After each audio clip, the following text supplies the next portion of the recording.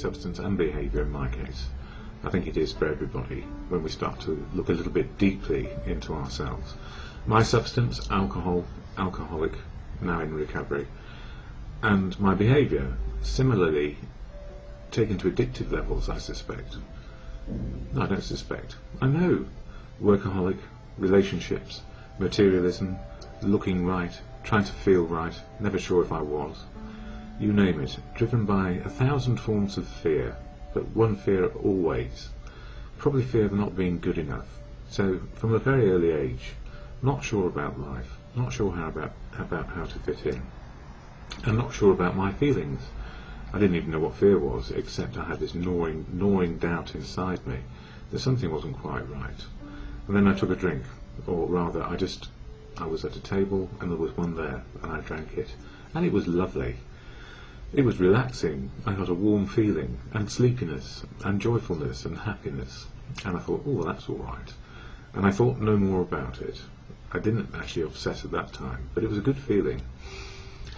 And all the way along, I guess, trying to fit in, put on a brave face, don't tell anybody what's going on. Yes, all the things about not letting you know who I was, because I had no clue either. So these days it's better to know a little bit more about myself. I suggest to myself, who am I in the morning? Well, I don't know particularly, but by the end of the day maybe I know something more interesting. I've done something useful. I've realised it's okay to be loved by other people and to love them back.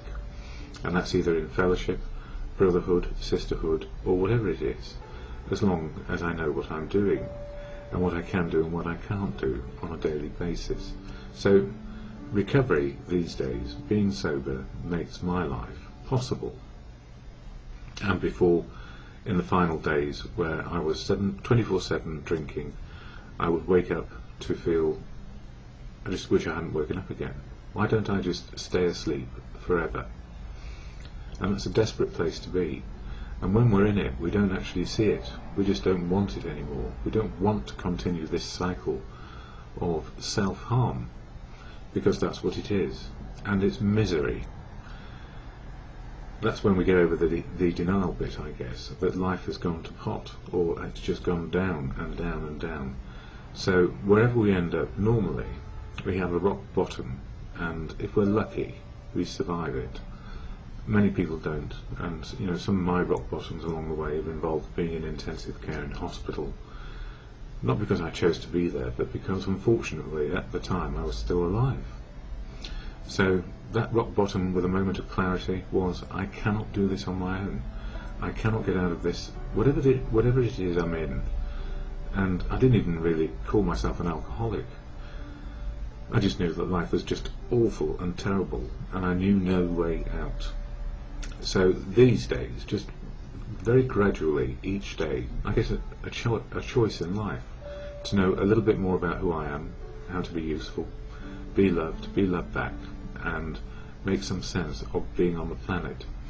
And it is a spiritual journey for me. It's living in the truth of now, living in the moment, be it imperfectly perfect, because without imperfection, if in fact it is imperfection, I don't think it is.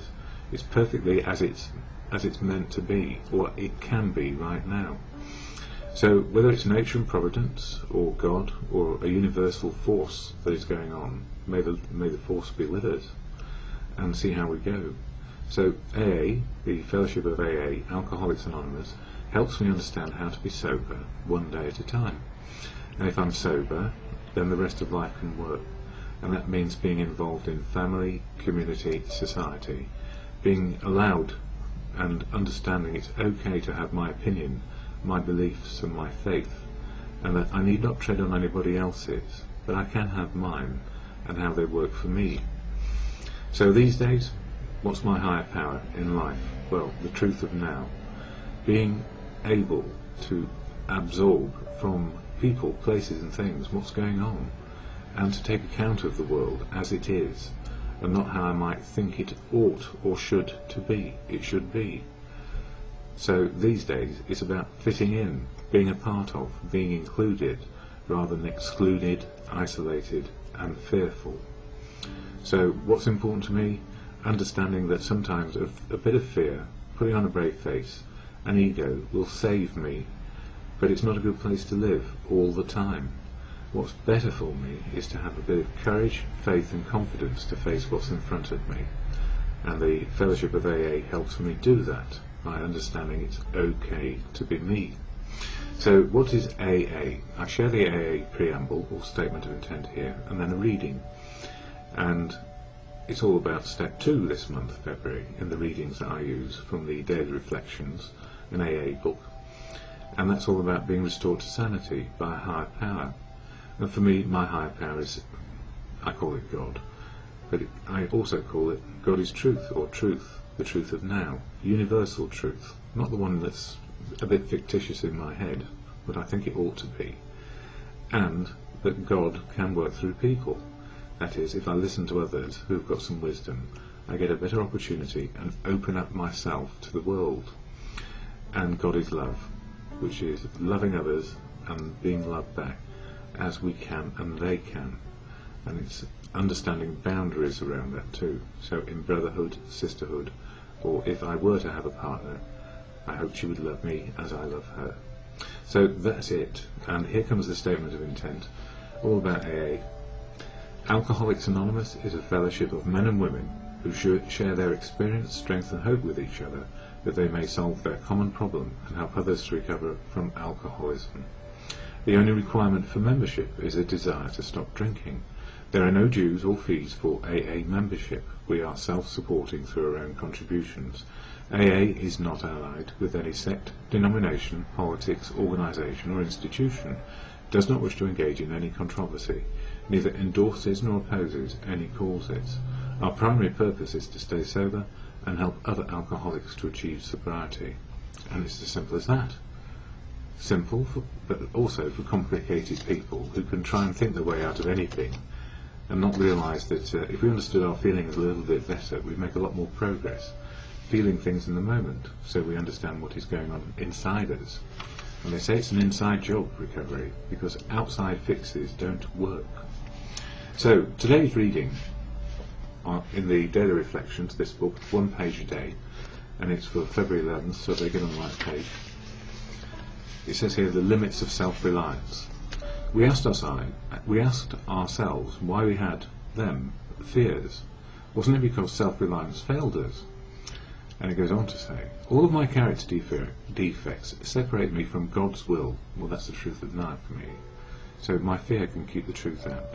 When I ignore my association with Him, I face the world and my alcoholism alone, and must depend on self-reliance. And my self-reliance went to self-will, self-obsession, self-harm, self-will run riot. I have never found security and happiness through self-will, and the only result is a life of fear and disconnect, isolation and exclusion.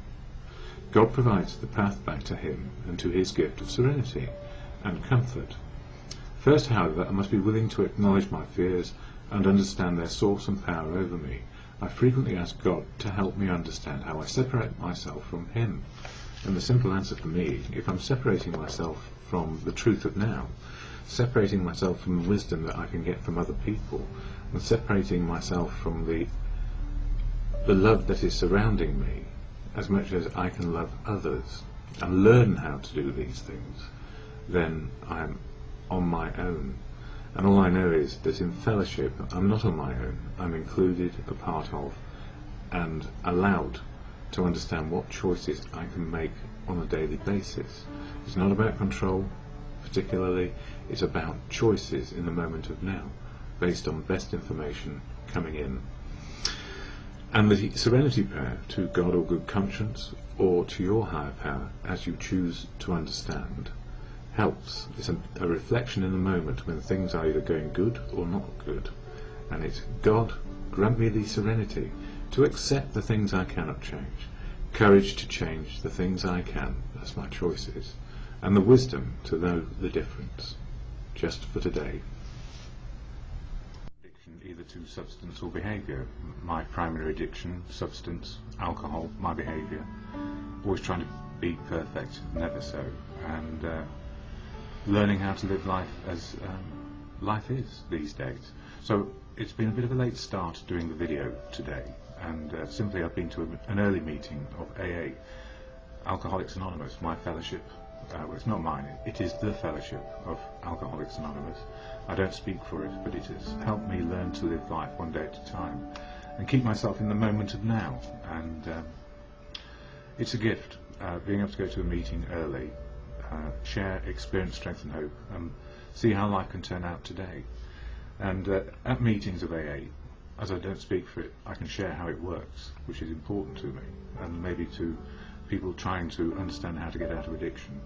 This is the preamble we share at every meeting. Alcoholics Anonymous is a fellowship of men and women who share their experience, strength and hope with each other, that they may solve their common problem and help others to recover from alcoholism. The only requirement for membership is a desire to stop drinking. There are no dues or fees for AA membership. We are self-supporting through our own contributions. AA is not allied with any sect, denomination, politics, organisation or institution. Does not wish to engage in any controversy, neither endorses nor opposes any causes.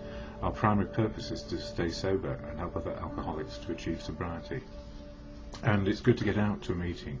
It's a beautiful morning, the sky is powder blue, and I can see it as it is. I'm not running at life at the moment, I'm just trying to make life work in the day. So lots of things have occurred over the last month or two. Out of a relationship and accepting where that relationship is today. It's ended, and I cannot do anything about it, so some sort of acceptance around that. And at the same time, you know, when somebody goes out of our lives, we have a big gap. The danger always is to try and fill the gap with something else, which may be good for us or actually bad for us. So I'm living with a gap, and it's good, because I'm letting more light into my life right now, just gently, and doing some simple chores and making sure I build up my basic routine around other things which are important to me, like self-managing type 1 diabetes and keeping a log of how things are with my clinical depression, changing medication and making sure that as I go downwards in my mood, that the depression doesn't become all-consuming, and having the understanding that I can get support from wherever I need it. But primarily, for me, I need to keep in recovery. So if I keep in recovery one day at a time, even though the depression can be as bad as can be, I still have a chance to make this one day work as best as it can be. It doesn't always mean it's going to be happy. What it means is I can meet life on life's terms. Pardon me. I use the literature of AA in these videos just to illustrate what sort of help I can get, and from the literature like this one, Daily Reflections, it covers one of the 12 steps of the action program of AA, 12 steps of action for individuals, and there are also 12 traditions which help hold the fellowship together, and it's about self-healing with the support of other people. That's how the program works. We're not here to heal other people, but by sharing our experience, wisdom and hope, maybe they get an inkling of what may help them help themselves. And I'm a grateful recovering alcoholic. Lots of people say that, and sometimes it's not so obvious that we're grateful when we're in the middle of a depression or something has changed radically and we have great sadness, but there is also joy around it. It's a good day. And February is all about step 2 in the Daily Reflection book, this one, so I'll just read out what it says for today. It says the limits of self-reliance, and that was really much of the topic today in the meeting I was at. We asked ourselves why we had them, fears. Wasn't it because self-reliance failed us? It goes on to say, all of my character defects separate me from God's will.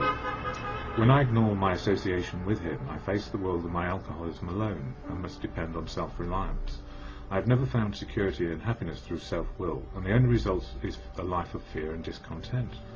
God provides the path back to Him and to His gift of serenity and comfort. First, however, I must be willing to acknowledge my fears and understand their source and power over me. I frequently ask God for help, to help me understand how I separate myself from Him. And, you know, whether you believe in God or not is not maybe the issue. For me, the issue is getting help and support from where it can be most understood and be helpful. So for recovery, I go to the Fellowship of AA, and that's a higher power for me. truth is a high power. I think truth remains my understanding of God. God is truth, God is love. God is working through people, and there are plenty of people about with lots of information and understanding and guidance for me to take on. So I don't have a fight with higher powers these days. And as step 2 says, came to believe a power greater than ourselves could restore us to sanity. I've got lots of that going on in my life. And step 2 reads here, came to believe that a power greater than ourselves could restore us to sanity. What can we believe in? Well, I can believe in many things. And AA does not demand belief. Indeed, there is no demand from anybody. It's simply suggestions. 12 steps are only suggestions, importance of an open mind. And my mind is now more open than it ever was before. And it enables me to see the gap inside me, which has been created by changes in my life circumstances. Variety of ways to faith. Well, I have faith in human nature and good conscience. Substitution of AA as a higher power, certainly. Plight of the disillusioned. And you know, we all can get disillusioned on a daily basis, and maybe we can do something about it if we are open to change. Roadblocks of indifference and prejudice, and you know, my indifference and prejudice against myself, and then trying to blame it on myself or others, did me no good. Lost faith found in AA. Definitely. Problems of intellectuality and self-sufficiency. Definitely.